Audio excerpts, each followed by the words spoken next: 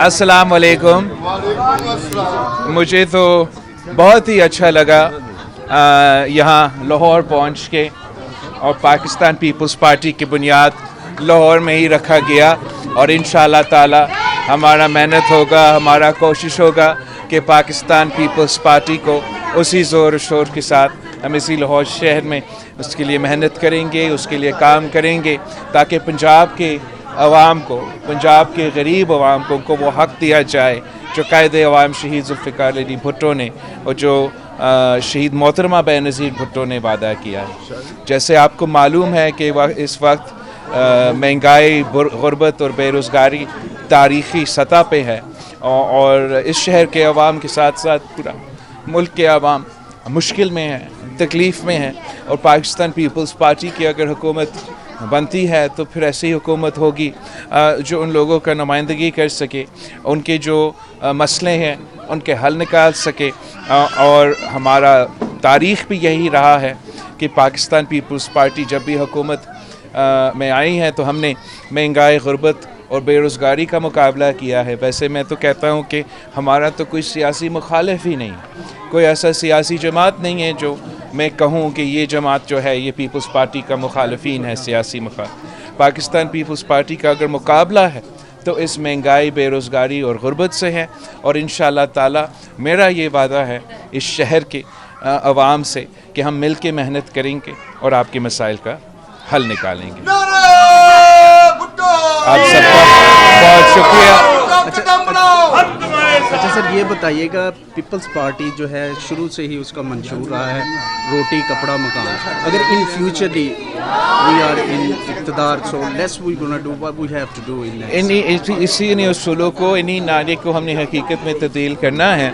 माजी में हमने इनकलाबी बेनज़ीर इनकम सपोर्ट लेकर आया था, जो रोटी कपड़ा और मकान का दावा इस मुल्क की गरीब तरीन औरतों को माली मदद पहुँचा के उनको महंगाई और गुर्बत से एक किस्म का तहफ़्फ़ुज़ पहुँचाया था। तो उसी तरीके से इंशाअल्लाह ताला मैं यूथ के लिए, नौजवानों के लिए भी, मज़दूरों के लिए भी, किसानों के लिए भी इसी किस्म का एक कार्ड बनाना चाहता हूँ, ताकि हम जो आम अवाम है उनको रिलीफ़ पहुँचाएँ। हम जिनको ज़रूरत है उनको हमने इस मुश्किल वक्त में मदद पहुंचाना है। अच्छा बिलावल साहब, बताइएगा कि 8 फरवरी को आम इंतखाबात होने जा रहे हैं, पीपल्स पार्टी को आप पंजाब के अंदर किस तरह देख रहे हैं? और जरदारी साहब की तरफ से ये भी कहा जा रहा है कि बलोचिस्तान में हम एक बड़ा सरप्राइज़ देने वाले हैं, वो सरप्राइज़ क्या है? इंशाअल्लाह ताला हम बलोचिस्तान के साथ साथ तो पूरे पाकिस्तान में सरप्राइज़ देंगे, और हम बिल्कुल मेहनत कर रही हैं।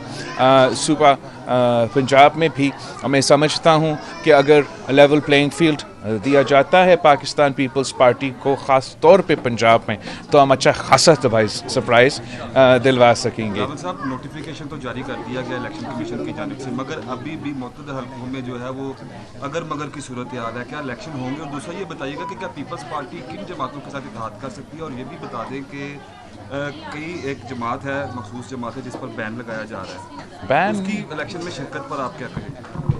मेरे ख्याल में एक तो पाकिस्तान पीपल्स पार्टी एक सियासी जमात है, और सियासी जमातें के दरवाज़े हर किसी के लिए सियासी डायलॉग के लिए हमेशा खुला रहते हैं।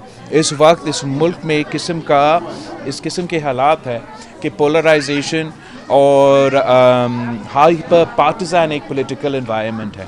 ये नफ़रत की सियासत अरूज पे है, तकसीम की सियासत उस रूज पे है, और हमें इस बुखार को तोड़ना पड़ेगा।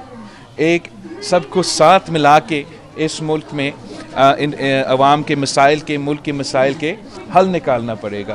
तो ये हमारा नज़रिया है, ये हमारा सोच है, और इंशाअल्लाह ताला हम इसी के तहत काम करते रहेंगे। जब अगर आपकी हुकूमत आती है तो कितने मार्जिन से आप दूसरी सियासी जमातों को शिकस्त देंगे, क्या लग रहा है? मैं अगर हमारा हुकूमत बनता है तो मैं सबको साथ लेके रहूँगा।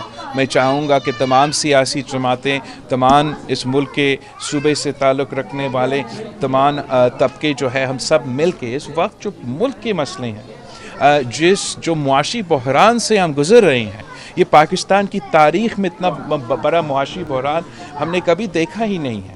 اس سے نکلنے کے لیے میرا نظر میں، میرا خیال میں ہمیں کچھ نئے قدم اٹھانے پڑیں گے. ایک نیا سیاست متعارف کروانا پڑے گا. جو پرانے روایتیں ہیں، جو تقسیم اور نفرت کی سیاست کو عروج پہ لے کر آئے ہیں، ان کو چھوڑ کے ایک ایسا نیا سمت، ایک نیا ڈائریکشن اپنے نوجوانوں کے لیے، اپنے ملک کے عوام کو دینے پڑیں گے. سب کو یہ سمجھانا پڑے گا، اپنے نوجوانوں کو یہ سمجھانا پڑے گا کہ ہم سب محب وطن پاکستانی ہیں اور ہم سب اپنا ملک کا ترقی چاہتے ہیں. کامریڈ زبیدہ شہین کے گھر آپ آئے ہیں، ان کی پارٹی کے لیے خدمات پر بھی کچھ الفاظ کہہ دیں اور یہ بھی بتا دیں کہ آپ نے ان سے ملاقات کی ہے، آپ کو کیا کہا؟ دیکھو، پاکستان پیپلز پارٹی کے کارکن، خاص طور جو پاکستان پیپلز پارٹی کے لاہور کے کارکن ہیں، وہ بہت ہی بہادر ہے، بہت ہی وفادار ہے اور اتنے مشکل وقت میں پارٹی کے ساتھ دیا ہے. آج کل آپ دیکھ رہے ہو کہ ایک مہینہ کے سختی کے بعد پورے کے پورے پارٹیز ٹوٹ جاتی ہیں. یہ وہ جماعت ہے جن کے کارکن ہمارے ساتھ کھڑے رہے ضیاء کی آمریت میں، ایوب مشرف کی آمریت میں، اور میاں صاحب کا جو پہلے دور حکومت تھا، دوسرے دور حکومت تھا، وہ آمریت سے کم نہیں تھا. اس دور میں بھی وہ ہمارے ساتھ کھڑے رہے.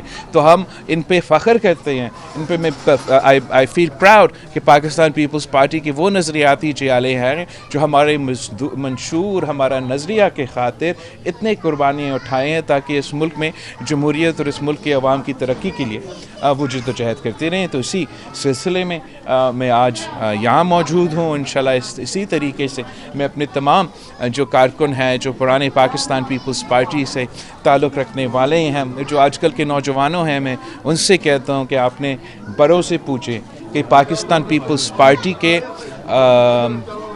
آنے سے پہلے اس ملک میں سیاست کیسا تھا، اس ملک میں غریبوں کا، مزدوروں کو، کسانوں کے پاس حق کیا تھے، اور پاکستان پیپلز پارٹی کے آنے کے بعد ہم نے کیا کیا تبدیلیاں لے کر آئیں.